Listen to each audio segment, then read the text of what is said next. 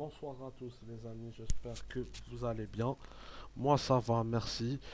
Oui, on va là faire un débrief audio parce que j'ai pas trop le temps de faire une phase cam. Donc on va le faire très rapide pour Wrestle Kingdom 18.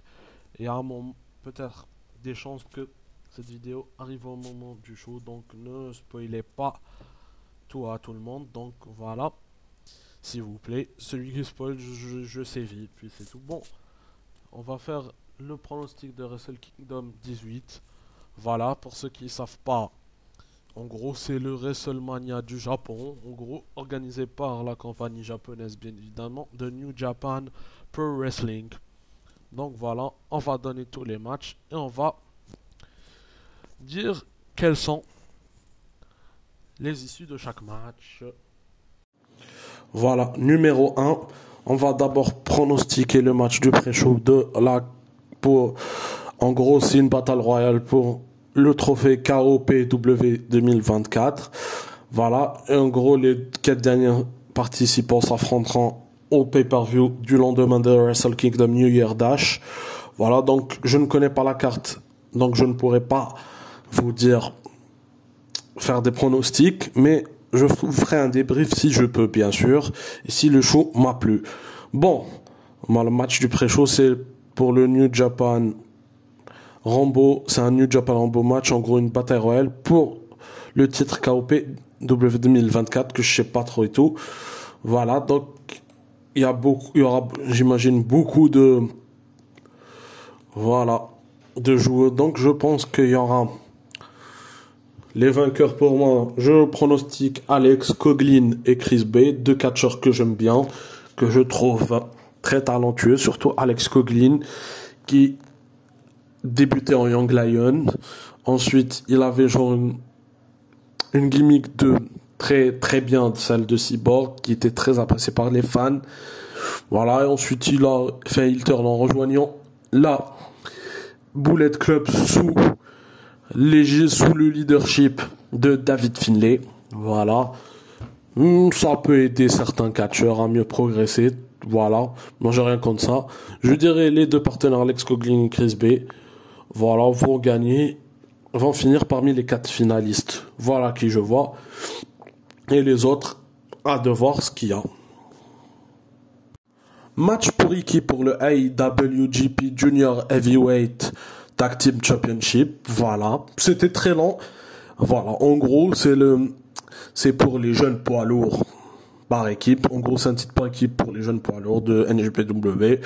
Voilà, c'est entre Catch 2 et le Bullet Club War Dogs. Le Catch 2 qui est composé de TJP et Francesco Akira. Voilà, 2 membres du clan de Will Ospreay et United Empire. Et voilà, et les Bullet War Dogs, en gros, c'est une équipe qui vient du Bullet Club. Voilà, composé de Drilla Moloney et Clark Connors. Voilà. J'espère que le Bullet Club War Dogs va conserver leur ceinture. Voilà, c'est ce que je souhaite. Sinon, pas grand chose à dire. Match pour le New Japan World Television Championship entre le champion Zack Sabre Jr. et son challenger Hiroshi Tanahashi. Voilà. Je n'attends pas grand chose de ce match. J'espère que Zack Sabre va conserver sa ceinture. Voilà. Parce qu'il est très bien, représente très bien cette ceinture. Voilà, Hiroshi Tanahashi, je le sens depuis quelque temps un petit peu en fin de course. Voilà, commence à vieillir et tout. Voilà, pas grand chose à dire sur ce match. Match simple entre Yota Tsuji et Yuya Uemura. Je pronostique sans hésiter une victoire de Yota Tsuji qui portera son finisher, le Gene Blaster. Gene Blaster, je sais pas comment ça se dit. Voilà, pas grand chose à dire aussi sur ce match et je ne pense pas qu'à la fin, il y aura une marque de respect entre les 2 adversaires. Un autre match tag team que je n'attends pas énormément aussi, entre Shota Umino et Kaito Kiyomiya contre House of Torture, une équipe composée de Evil et Ren Narita. Je pense une victoire de Shota Umino et Kaito par tomber. Voilà. Et pas grand chose à dire de plus. Voilà, match pour le Never Openweight Championship match entre le champion Shingo Takagi et son challenger Tama Tonga. Tama Tonga, ancien membre du Bullet Club, dont le premier Bullet Club quand c'était Bryce Devitt, qui est maintenant Finn Balor à la WWE. Voilà, j'espère que Tama Tonga récupérera ce titre. Voilà, c'est tout ce que j'ai à dire. En plus, voilà, ça serait bien après cette défaite importante il y a quelques mois face à David Finlay. Oui, match par équipe dans un winner takes all entre les champions IWGP Hiroko Goto Yoshihashi qui forment les Bishamon et les Strong Openweight champions Hikuleo et El Fantasmo qui forment la Guerrillas of Destiny. Voilà, j'espère une victoire de Guerrillas of Destiny. Je suis un grand fan d'El Fantasmo NJPW. Vraiment, il le mérite. Et ça serait bien qu'il reprend le titre après. Voilà, après qu'on se souvient, il y a bientôt un an, quand il a été dégagé du Football Club par le nouveau leader David Finlay. Donc voilà, je pense que une victoire, ça serait bien que Guerrillas of Destiny prend les 2 titres par équipe de la compagnie. Voilà, et je pense qu'il y aura une unification aussi. Match pour le IWGP Junior Heavyweight entre le champion Hiromu Takahashi et El Desperado. Voilà, j'espère qu'El Desperado prendra le titre. Voilà. Oui, et je pense qu'il y aura une marque de respect entre les deux. El Desperado, super catcheur, et ça serait bien qu'il prend le titre. Voilà, pas grand chose à dire sur ce match. Voilà. Match que j'attends le plus, en plus, qui peut faire le show stealer, c'est le triple threat pour le premier inaugural IWGP Global Heavyweight Championship, qui était anciennement le titre des États-Unis et sous Will Ospreay le titre du Royaume-Uni. Voilà, de NJPW entre le champion, voilà, le champion plus ou moins Will Ospreay et ses challengers Jon Moxley et le leader du Bullet Club David Finlay. Voilà.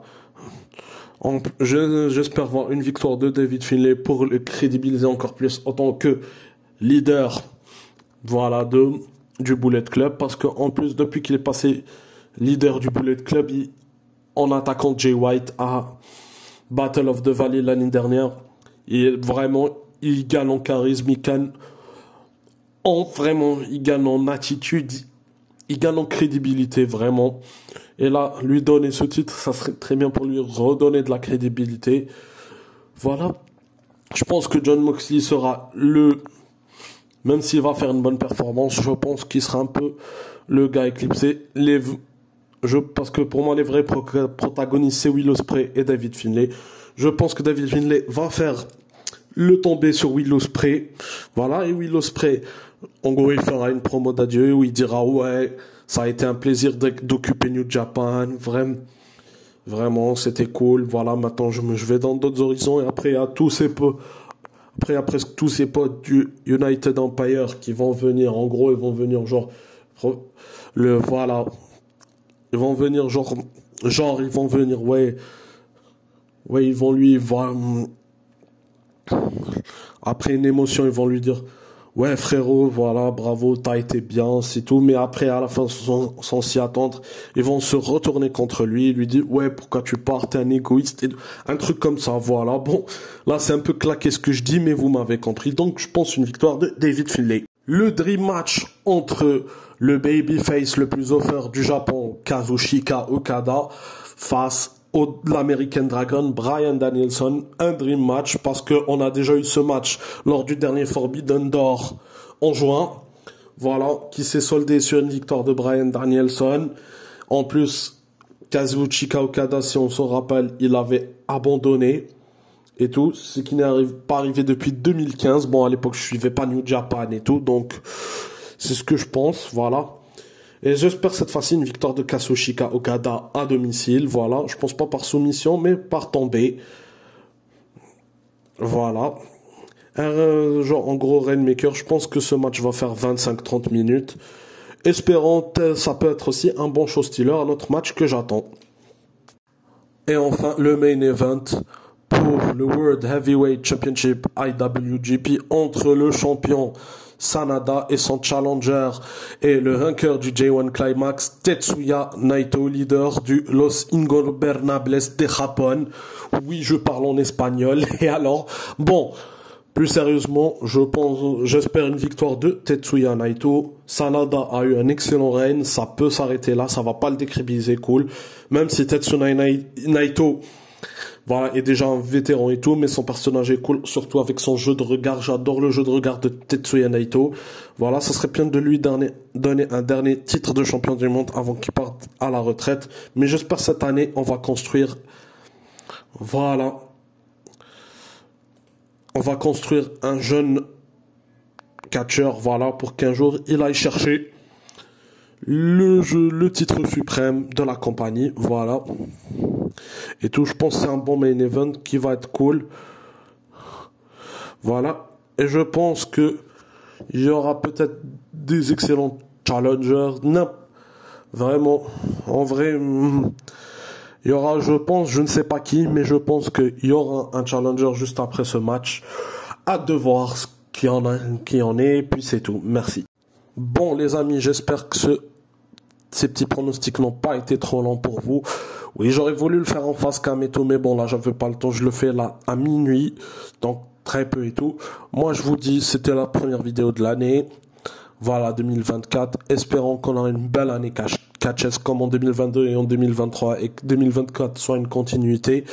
Moi, je vous dis, passez une bonne soirée, profitez de la vie et bonne année à tous, les amis.